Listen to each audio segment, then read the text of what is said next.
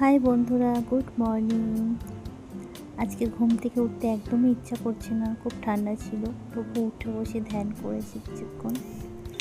তারপর চলে গেছি ব্রাশ করতে। খুব ধীরে ধীরে ব্রাশ করছি, কিছু ইচ্ছা করছিল না। তারপর চলে গেলাম, বোন চা বানাচ্ছে। দেখুন চা ফুটে গেছে, চায়ের কালারটা দেখুন এত সুন্দর এসেছে। অ্যাকচুয়ালি আমার বোন চাটা খুব ভালো বানায়, সকালবেলা না খেলে একদমই পোষায় না। চাটা ওর খেতেই হয়, আমার না সবারই। তারপর চলে গেলাম একটু রোদের দিকে।